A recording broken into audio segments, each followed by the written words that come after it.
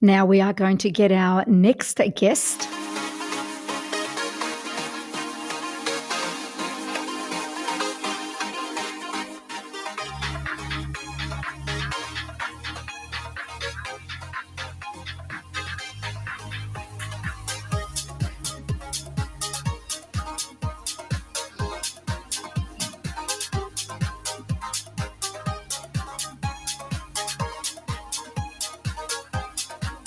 Now, we're honoured to welcome an extraordinary guest, a true powerhouse in the space of human rights, diversity, and gender equality.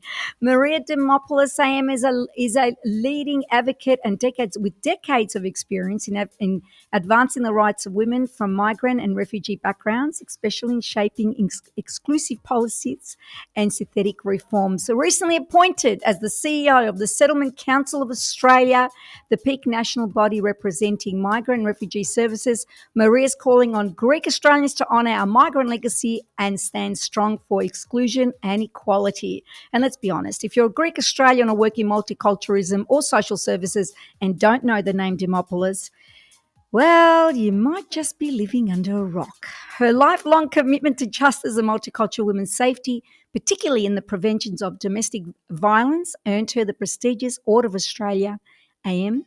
So stay with us. She's live, and she's live right now on our platform.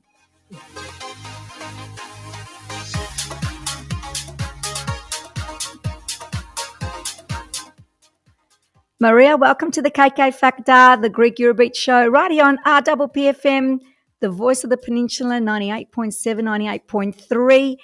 Welcome back to Australia. I know you only just flew in, so I'm keeping you awake. You look beautiful. Don't worry about the jet lag. I feel so jet lagged. I think your description at the beginning was very, very kind. The last thing I'm feeling like right now is powerhouse. I've probably had a couple of hours of sleep, and I can guarantee I'll be wide awake at 2:30 a.m. this morning. But thank you so much for having me. You're very, very welcome. Now, tell us about the trip, where you went, what you did, why you were there. Yeah. And Rula, can I start, because I am a strong advocate of recognising that concepts like settlement services, multicultural and migrant journeys, they're all very much based on the fact that this is a land that remains unceded. So I do want to start my interview by acknowledging that we are living on the oldest living culture on this earth, and that my work can really only happen when collectively, because we're all migrants really, ultimately, are we not? That when we collectively recognise that with that journey of migration comes a responsibility to really familiarise yourself with the history of the place. So I'm coming to you on the lands of the Bunurong, Boomerang people here in the western suburbs of Melbourne. I say that because every time I leave Australia, I realise just what an influence, what a powerful influence, the richness of that culture, of that heritage is on me. So thank you for that. And thank you for doing that acknowledgement as well. I'm very, very much on acknowledging the land that we come from. I think it is it's very important. Yeah. It is. Because, we talk about, I'm the CEO of the Settlement Council of Australia. We talk about settlement without really understanding, hey, that word might actually be quite loaded. It might be quite painful for First Nations people whose very land, really, who have been dispossessed of that land. And so I'm not suggesting that we remove the word settlement. Obviously, it's part of the title of my organisation. But I think that we need to reckon with it and really understand that it does carry historical significance for First Nations people. So let's take some responsibility around that. I totally agree with you. It was even last week I had the Honourable Steve Dimopoulos, who shares the same surname as you, not related. live on air, not related, live on air, and we did touch on that and how it's important that my grandchildren, in moving forward, learn about the Indigenous people, the Torres Strait Islanders that were here before us, to learn not just about the sunburnt country, but who looked after our country. And at the same time, to learn the relationship between the Australian Anzacs with the Greeks, because if that was taught when I was at school, it would have closed that gap of racism between and what we used to say wogs and skips. There would have been an understanding and a respect, but unfortunately, neither were taught. Yeah. And in moving forward, I'm so much into all that. So thank you so much for raising that. Now, I know, and the Minister, Steve, would have mentioned that aren't we a proud state? We're the first state to go forward with treaty, and as a proud Victorian, I'm so pleased to see that collectively Victorians are really reckoning with that truth that you talked about. So yes, I just want to pay my respects to the Victorian government for really standing firm, holding the line on the importance of treaty negotiations in this state. Thank you so much. Now, talking about the Settlement Council of Australia. Yes. What does the Settlement Council of Australia do, and why is it so vital to Australia's settlement sector? Now, we have spoken about the word settlement, but now how can you explain it to my listeners so they have an understanding? This is a great chance for me to try and explain it too, because it's 5 weeks into the new job, Rula. So Congratulations once again for being elected CEO. Thank you. And I've got a great board and a fantastic team and a sector that I'm so proud of.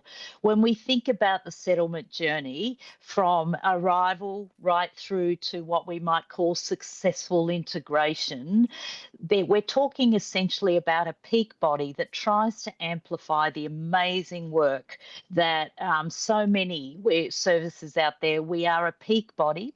We represent around 138 organisations of varying sizes, from really large organisations like Settlement Services International right through to smaller regional organisations, so right around the country. But what is really important about these organisations is that they provide an ecosystem of support, because we know that for many newly arrived communities, particularly those from refugee backgrounds, arrive with absolutely little understanding of the new host culture. So getting some cultural orientation, access to housing, access to English language learning, and essentially not only surviving but thriving in their new community. And that's the power of a strong infrastructure of support, where these services really do their utmost to provide the kind of information and wraparound services that are required for successful settlement. Because, and I'll say this again and again, Rula, that without effective, successful settlement, you can't have social cohesion. It's at the very heart of belonging to this country. Wow. That's huge. It's very powerful, very huge. What led you to apply for the role? I know you have covered so many things in your past, especially, in the introduction, I talked about women and violence and all that sort of stuff, which is a topic that I'm also going to be bringing to the show at a later stage with relevant people, because it is so important to talk about violence within a family environment. What led you to apply for this role? Look, I feel like I started really my career. I came out of law school at Monash University. I think my mother had high aspirations, like Bill beforehand, that I might open up a law firm somewhere in Collins Street. I've disappointed her terribly. I said to my mum and dad, look, I'm going to become a human rights lawyer. So, in fact, one of the first gigs that I did, would you believe, was with the United Nations High Commission for Refugees, where I decided that I was going to invest my political and personal political career in particular in protecting and enhancing the rights of vulnerable cohorts or groups, particularly refugees and displaced persons around the world. So 30 years later, it was quite extraordinary to find myself back in Geneva with the role of CEO of Settlement Council of Australia, advocating again for the rights of displaced persons around the world. So what motivates me? I suppose it always motivated me, this commitment, this dedication to human rights. And for a long time, as a freelance consultant, I worked in many different contexts. I felt like I was always working around the edges of services. You know, I was providing expert advice on this or supporting organisations down a certain strategic pathway. I think at my age now and thinking about, well, what's the legacy that I want to leave? I want to be in it, Rula. I wanted to be in it. And here I am in it, being supported by an incredible team of people, a board that really in and of itself shows leadership every single day on these matters and issues. That's why I'm here, really. I've got a vision around ensuring essentially that the voices of our sector are amplified, that day-to-day work is recognised, because often it is that day-to-day work that makes a profound difference on people's lives, but very rarely gets celebrated or acknowledged. I want to change that. Well done. Storytelling for me is going to be the most powerful way to say to our political decision makers, to our policy makers, to the community at large, settlement matters. The settlement sector matters. It's The very work that the important. settlement sector does is critical. How did you explain that to your parents when you took on this role? How did you explain to them about Yeah, Settlement Australia, yeah, why it's important that you yeah. need to be there? How did you explain that What a to great question, that Rilla, because generation? I feel like I'm still explaining it. But, you know, I'm a migrant and myself, a child migrant. I came to Australia when I was about 8 years old from Niki, Florina, northern part of Greece. Oh, wow, Lived you my actually weren't even born here. No, I'm a real McCoy. I am. Ah, And so the way I explained it was, remember how, Mum, you had to use sign language to even buy some eggs? Remember how you were exploited in the factory because although you spoke 6 or 7 languages fluently, you were derided for not speaking English fluently. Remember, Mum, Dad, how racism affected your decisions about where we would go. I remember Mum saying to me, no, no, no, we can't go to that particular picnic or event because we might get, you know, we might get racist comments about what are we doing here? What right have we got to be here? Go wow. back to where you came from. So by reflecting on those experiences of discrimination, by really giving voice to their lived experience and explaining that because of the privilege, because of the fact that they worked so hard to put me and my siblings through university, that I was actually going to use that privilege to open up doors, to advocate, to use my voice and privilege for the rights of others. And I'm very proud to say that I think they got that. They got They would that be because so it proud. resonated. Yeah, doing it via storytelling. I love storytelling So because powerful. recently I had to do another mental health course because I'm Mhm. huge with mental health. And storytelling by the trainer makes you understand things a lot better than learning just from the textbook. Yeah. And the way you explained it to your parents would be basically how I would be explaining it to my parents to have that understanding. Yeah. Wow. Well, So they're definitely true. going to be proud of you. It's a So, universal experience, though, isn't it, for migrants? And that's the point. That's the work that we do, is to say that migration stories matter. They matter to the fabric of our society. They create our society. It's yes, those stories that our nation is built on. This isn't a side event, folks. This is nation building stuff. Wow. You've got good on you, Maria, becoming as you are today. There's some really positive things that are coming out on the chat. Why Geneva, and what did you learn there? Yeah. Look, Geneva annually, there's what we call CRCP consultations. So, consultations on resettlement and complementary pathways. The jargon and the acronyms, let me tell you, at the global scale will just blow your mind. So, I still kind of find myself going, now, what was that particular acronym?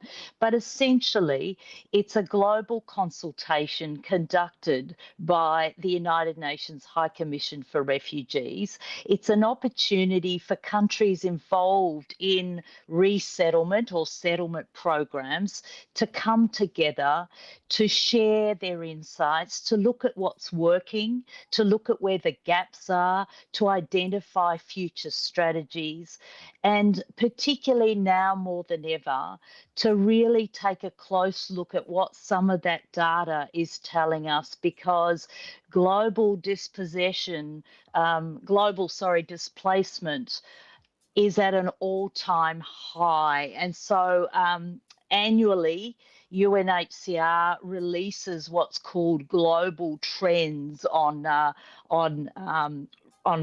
displacement, and it really highlighted, can I say, that global resettlement programs is at a 20-year low.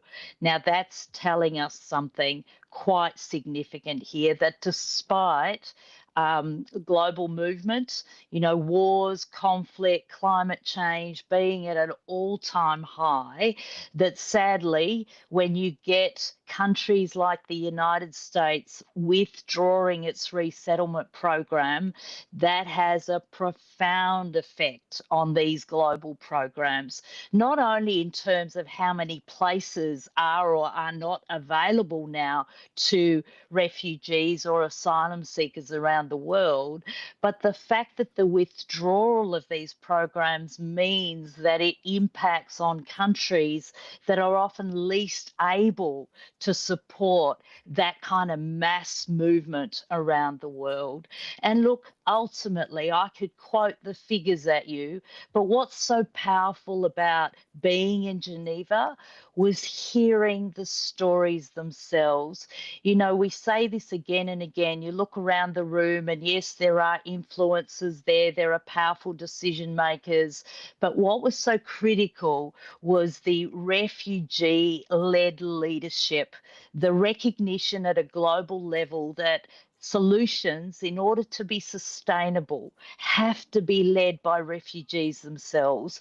The lived experience is one of the most powerful guides that we have in shaping settlement services that are responsive and appropriate to those lived experiences. So I think they were the key messages. And what a proud moment for me to be part of a broader Australian delegation. There were representatives from across many different organisations, Settlement Services International, AIMS from Victoria, but refugee advocates themselves, I have to say, were probably the ones that really held the line on just how important it is to resist the increasing demonisation of refugees, the dehumanisation of whole population groups for no other reason but being so desperate that they would risk the most dangerous of journeys in order to save the lives of their children and their families.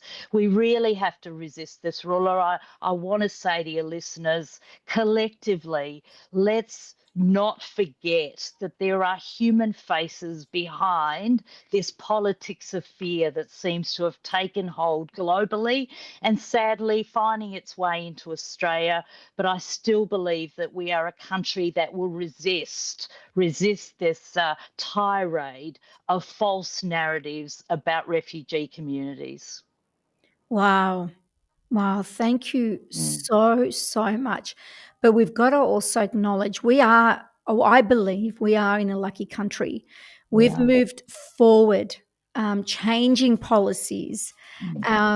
Recently I've been involved in a project under the Department of Health and it's for immigrants, people that are coming from overseas, whether they're Greek, Chinese, Indian, it doesn't matter. Mental health is a big thing, and their well-being. And as part of this project where we're going to be promoting the mental health and well-being locals centres that are around, but not many people know. So there's so much happening in moving forward. We've got people like yourself now leading Settlement Council of Australia, the Department of Health. You got to say we are very lucky. And although we learn from other countries, as you've gone down to Geneve and you've learned from there, people from other countries can also learn from Australia and what we're doing here.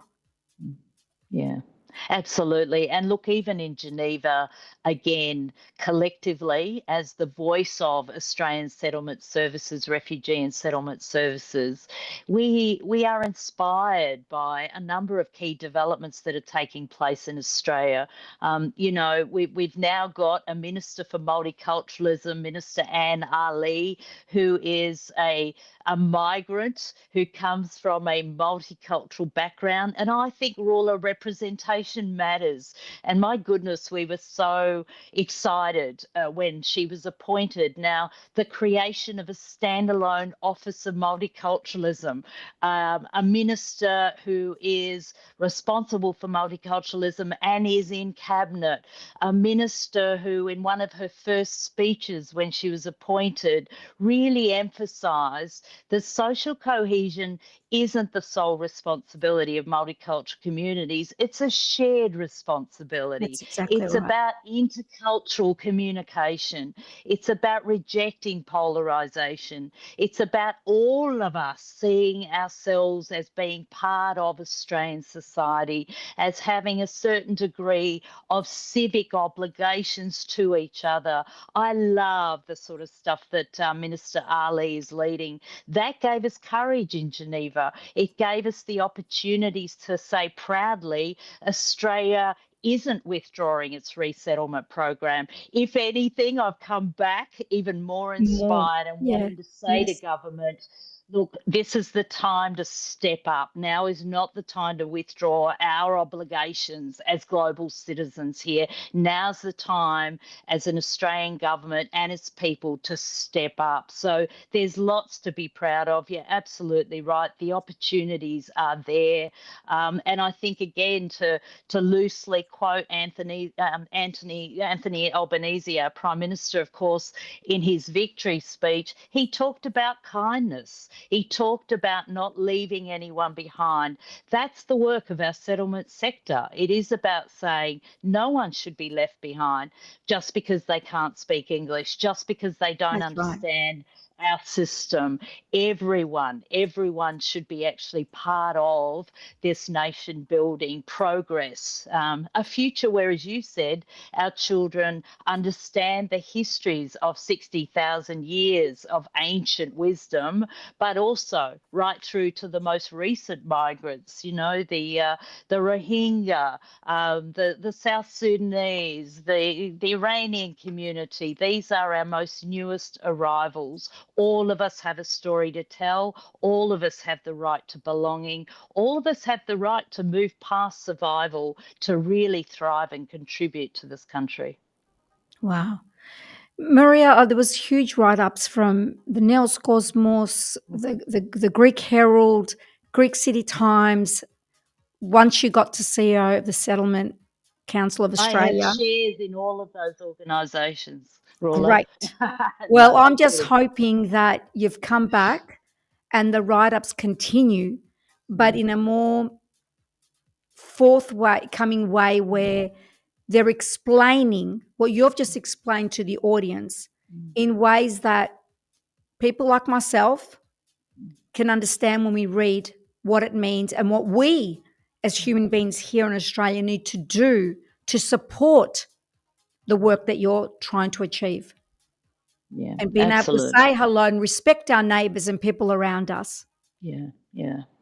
Look, to me, it takes a lot more energy, doesn't it, to hate than it does to embrace love and acceptance. And I think it was Nelson Mandela that might have once said, you know, if we've learned how to hate, we can learn how to love. We can That's right. unlearn hate, and we can learn how to That's love. so true. Now, that might sound naive, but it's one of the most powerful sentiments. And look, having just come back from Geneva, listening to the stories of people who've been through the most perilous journeys, who've had the greatest adversity thrown at them, to see them come through that journey and then even take the platform and use their experiences to say, hey, let's help somebody else as well. I mean, that's profoundly, profoundly moving. How can you not be inspired by that? It's those stories that I'm going to take with me as I embark on this journey as CEO of Settlement Council of Australia. As I think Bill said in your interview beforehand, and I congratulated him and his team as well, Anthea Sideropoulos, who's a dear, dear friend and a great She's ally in the amazing. work Yes. that we've done together. It's really, you think about our Greek community, Rula, you as well. I mean, what a powerful combination of people we are. We are social justice warriors. We know what it feels like We to be do. marginalised. We know what it feels like to be, you know, derided. So instead of taking those feelings and using them negatively, what we've We done can learn really, from it we've and learned change. from it, haven't That's we? right. Haven't And we? We are be part of the committed to change. changing. Yeah, we are all part of a change. I love your work, Rula. I love Thank you, Maria. that you are able to be the voice for these kinds of sentiments. I think they're basically about supporting each other. Thank you That's it. so, so much, Maria. And please reach out when we need to get a message out. Yeah. It's only a link away, as you know. It's just a link away on a Tuesday night. Yeah. Just one quick question Sure. before you go. So, there's going to be an audience now saying, okay, I understand that. And I'm a very positive person, but there's been a lot of different migrants around me that are not positive, and I'm afraid of them because they can be violent. Now, sometimes being a mental health person and having a bit of an understanding that sometimes our mental health can get the better of us depending on our cultural background, where we've come from. If there's an understanding, then we can be a little bit more compassionate. But you know, even myself, if I was to walk somewhere and there was a group of people, they're young people, and they look scary, yeah, I'm going to be afraid. You know, even if I say hello, it might have a negative impact. But then there's, you know, then I could walk away and go, okay, I'm safe now. But why were they like that? It's not that they were born like that. There's a reason why they were like that. But how do we explain to love and respect and understand when we may have that fear in front of us Yeah. at some point? Yeah. And look, I'm not denying that there are going to be safety concerns that people have. They're not necessarily about migration. I think that's the first thing, that we need to be really careful about a narrative that equates migration with Okay. criminality. Yep. Or as our minister Anne Ali said, we've got to move away from this idea that migration is a threat to the safety or security of our country. We've really got to separate those arguments. Issues of safety are profound and they cut through many aspects of our communities and our day-to-day lives. But facts matter. And often I think what's happened is that the causal sort of the reasons for why we are unsafe are often, I think, false, and they're dangerous narratives that are designed really to create further fear and division in our communities. I think we need to understand better when we talk about the rising youth crime. Let's look more closely, for example, at what the real stats are telling us, which is that it's a small group of young people that are repeatedly creating unsafe, communities. It's as a whole, young people don't pose a threat. That's It's right. the same with migrants, you know, this insistence on creating this culture where we demonize whole groups of people. To me, that's a bigger threat to social cohesion than anything else. Let's be really careful of the misinformation, the deliberate creation of false narratives that divide, not unite people. That would be my feeling. Again, as I said, I'm not denying that there are sources of, unsafe kind of scenarios out there, but let's take a closer look at who's creating these stories, who's amplifying them, and have we really looked at the facts that are behind these things? Maria, thank you so, so much. Thank you so, so much for your time. I know you're jet I hope I lagged. made sense because, You as I made a say, lot of sense. 2 hours of sleep over 48 hours, You did Rula. fantastically. So I truly appreciate and very grateful that you did join us today, considering that you just flew in, because at the end of the day, we all knew. Well, I thought I was going to interview you, going to still be in Geneva with Yeah, Craig yeah. Foster. Yes, can I give him a big Yeah, shout big out? shout out to Craig, because What a Craig was great supposed to social come on change. the live today, but And unfortunately, he will. I guarantee it. At some point, Ruler, I'm going to drag him on because he was in Geneva with us. And here's the really important message: the powerful role that sports and the arts can play in creating better understanding. Look, as a Collingwood football fan here, I'm sorry to your listeners, for anybody who is not a supporter of the Pies. There's nothing like putting a football into the hands of a young, newly arrived kid, and really watch them integrate, folks. I'm a big believer in the role of sport, and that was the message that Craig was bringing. Bring it on, fantastic. folks. Well, when Craig lands, because I know he's flying, that's why we He didn't have is him. correct. Please get him to be in touch with me, because I'd I love will. to have him on so we can follow through on the message. Yes, will do. Maria, thank you so much. Go and get some rest. Rula Efcharistopoli, you are a giant amongst giants. Thank you. You're welcome. Alex says I'm a fan of the Pies. Kostaki goes, go the Woo! Blues. Γεια σου, Μαρία μου. Γεια σου. Πες ότι σε ξεπερνάω, αλλάζω σελίδα. Κι όπου δεν πήγαμε μόνοι μου πήγα. Κι αν έχεις ελπίδες, ξέχνατες οριστικά. Δεν έχω χρόνο για σένα μόνο. Sorry αγοράκι μου, μα πήρα άλλο δρόμο. Δεν έχω χρόνο για σένα μόνο. Και προχώρησα, σε έχω αφήσει πια στο παρελθόν. Ουφ, baby, με θέλει. Στα story μου απαντάει, μακριά μου υποφέρει. Λέει ουφ, μάμα, θες δράμα. Μα έχει αλλάξει πλέον αγάπη μου, εκεί ένα μπροστά. Πάω μόνο μπροστά. Από σένα μακριά όλα θα είναι καλά. Να προσέχεις παραπάνω την επόμενη φορά. Δεν έχω χρόνο για σένα μόνο. Sorry αγοράκι μου, μα πήρα άλλο δρόμο. Δεν έχω χρόνο για σένα μόνο.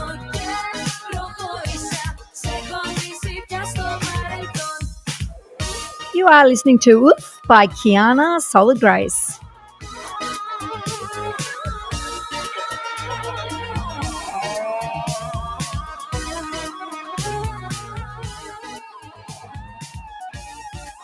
Γεια σου, DJ George from Epping.